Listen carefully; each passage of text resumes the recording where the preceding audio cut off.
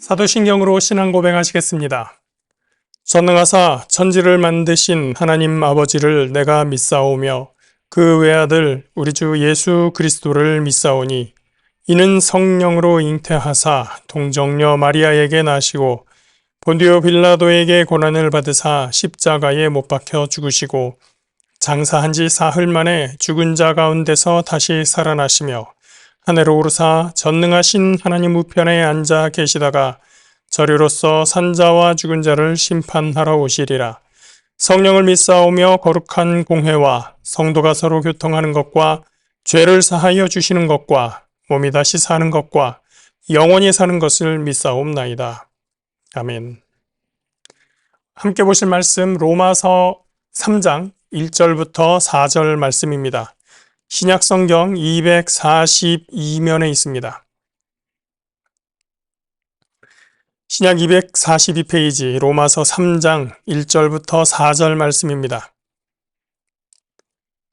그런즉 유대인의 나음이 무엇이며 할례의 유익이 무엇이냐? 범사에 많으니 우선은 그들이 하나님의 말씀을 맡았음이니라. 어떤 자들이 믿지 아니하였으면 어찌하리요? 그 믿지 아니함이 하나님의 믿으심을 패하겠느냐? 그럴 수 없느니라. 사람은 다 거짓되되 오직 하나님은 참되시다 할지어다. 기록된 바 주께서 주의 말씀에 의롭다 함을 얻으시고 판단 받으실 때에 이기려 하심과 함과 같으니라. 아멘. 3장 앞부분은 앞뒤 문맥을 봤을 때 어색한 면이 있습니다. 1절부터 8절까지를 말하는 건데요. 어색하다는 건 무슨 말이냐면 이 부분이 살짝 앞이나 뒷부분에서 말하는 방향과 다른 것 아니냐라는 의견이 있을 수 있기 때문입니다.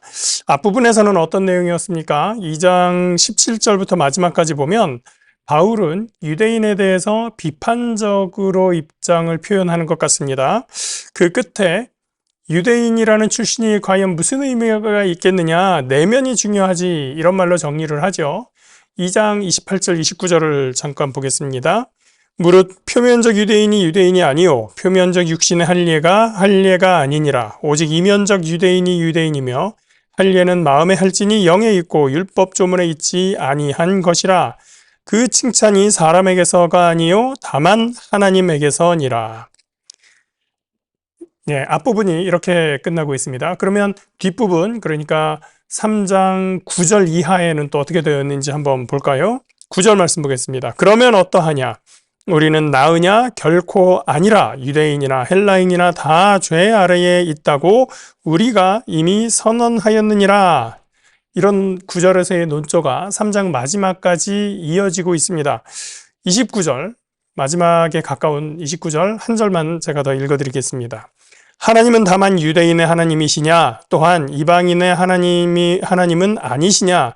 진실로 이방인의 하나님도 되시느니라. 그러니까 이 3장 1절부터 8절까지만 빼고 보면 앞에서 이어지는 2장 마지막 부분과 3장 9절 이하의 내용을 연결해서 유대인이라고 해서 별로 특별한 것도 없고 하나님 앞에서는 누구나 동일하다라는 이야기를 하고 있는 겁니다. 그런데 3장 1절과 8절은 어떻게 되느냐? 3장 1절 말씀 한번 보겠습니다. 3장 1절과 2절을 같이 보겠습니다. 그런즉 유대인의 나음이 무엇이며 할례의 유익이 무엇이냐? 범사에 많으니 우선은 그들이 하나님의 말씀을 맡았음이니라. 유대인의 나은 점이 범사에 많다고 이야기합니다. 유대인의 특권의식이 막 살아나는 것 같습니다.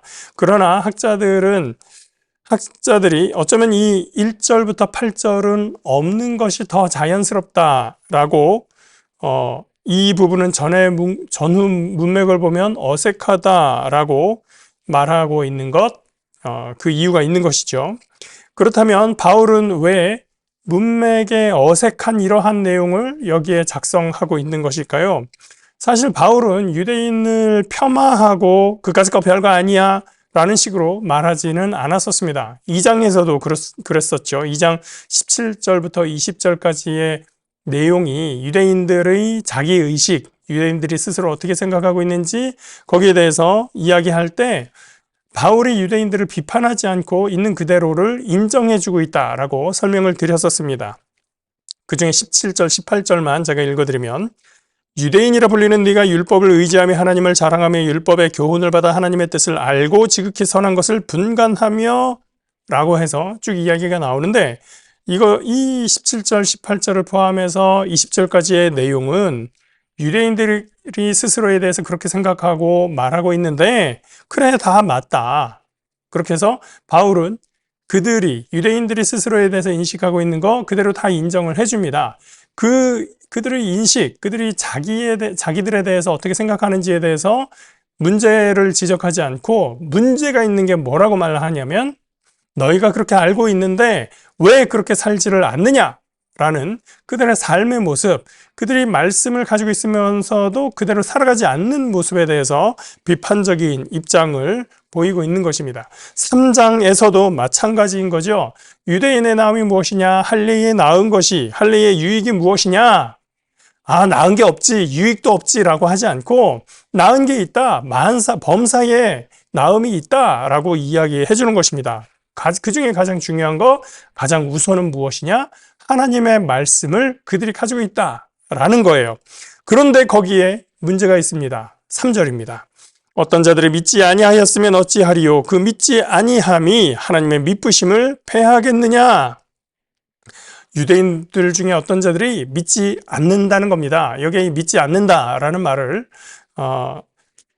다른 어떤 분들은 믿지 않는다라는 말 그대로가 아니라 신실하지 않다 또는 신의를 저버리지 않는다라는 의미로 해석을 하는 게 맞다. 이렇게 이야기를 하기도 합니다. 그래서 새번역 성경, 공동번역 성경에 보면 이 부분을 신실하지 않다, 신의를 저버리지 않는다 이런 의미로 번역을 하고 있습니다. 믿음이 없다라든지, 그러니까 믿지 않는다든지, 신의를 저버렸다든지, 이런 번역에 따라서 의미가 약간은 달라지겠지만 그 근본적인 취지는 바뀌지 않습니다. 뭐냐면, 유대인들이 하나님의 말씀을 가지고 있기는 한데, 그들이 믿지를 않든지, 신의를 저버리고 또 신실하지 않게 살아가든지 간에, 그렇다 해서 하나님의 미쁘심을 패하겠느냐?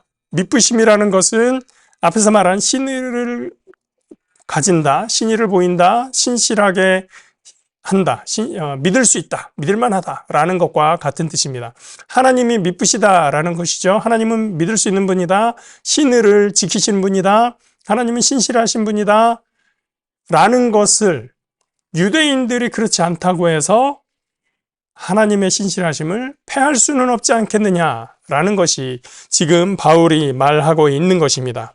하나님의 말씀을 가진 유대인들이 도리어 하나님의 말씀을 믿지 않거나 신의를 지키지 않는다고 해서 하나님도 믿을 수 없는 분이다 라고는 할 수 없다라는 말입니다.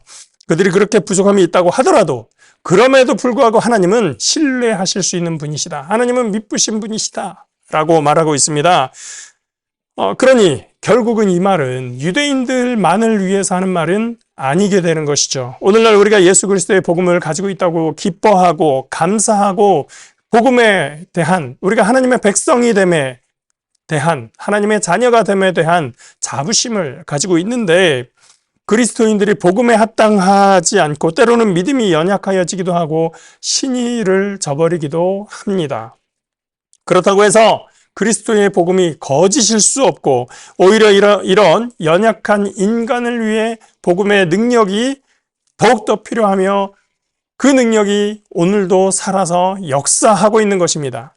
왜냐하면 하나님은 미쁘신 분, 신실하신 분이기 때문입니다. 4절이 그런 말입니다.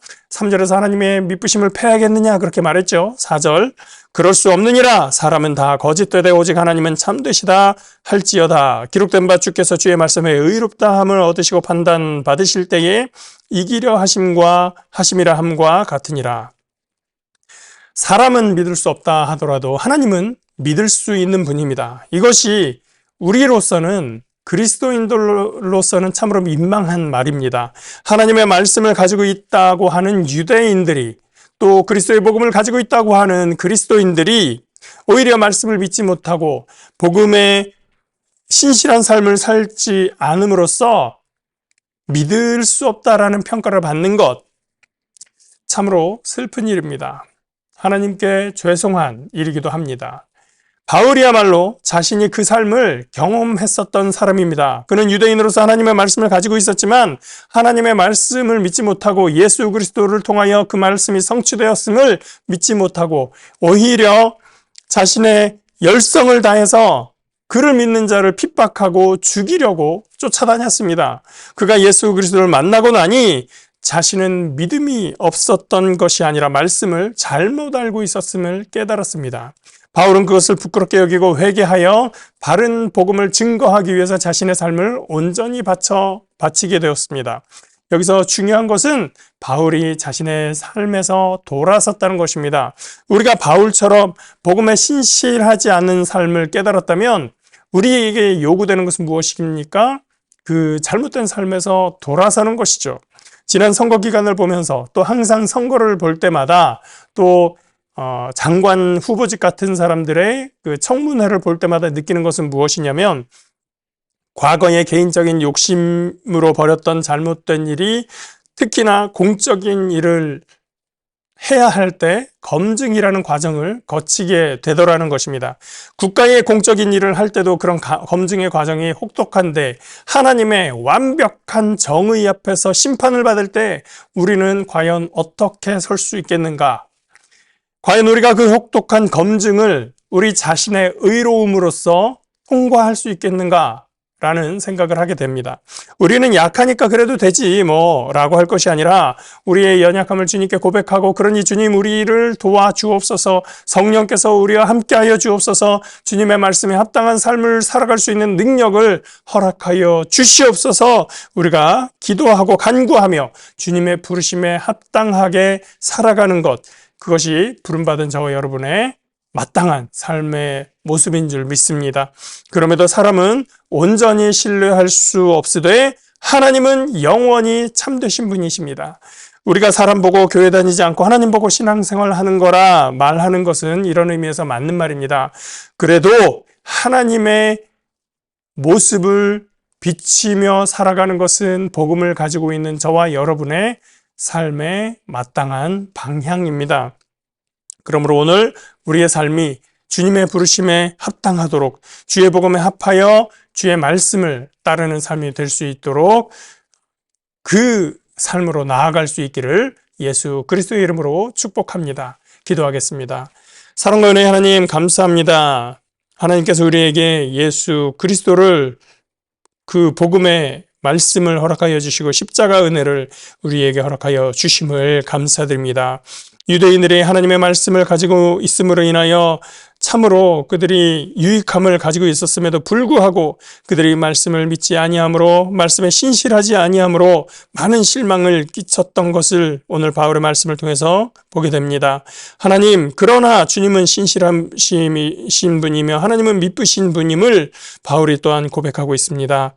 하나님, 우리의 삶이 참으로 주님 앞에서 부족하며 주의 복음에 합당하지 않은 모습을 살아갈 때 주님 용서하여 주시고 주님의 성령의 능력으로 말씀의 권능으로 우리를 붙잡아 주시옵소서. 그래서 주의 말씀으로 세상을 살아가며 성령과 동행함으로 세상에서 승리할 수 있도록 하나님 우리가 복음에 합당한 삶을 살아갈 수 있도록 하나님 함께하여 주시옵소서. 그래서 우리를 통하여 하나님의 영광이 드러나며 예수 그리스도의 복된 말씀이 온전히 증거될 수 있도록 하나님 인도하여 주시옵소서.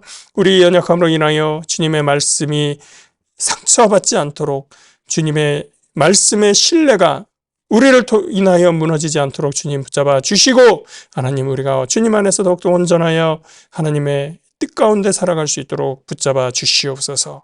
감사드리며 예수 그리스도의 이름으로 기도합니다. 아멘.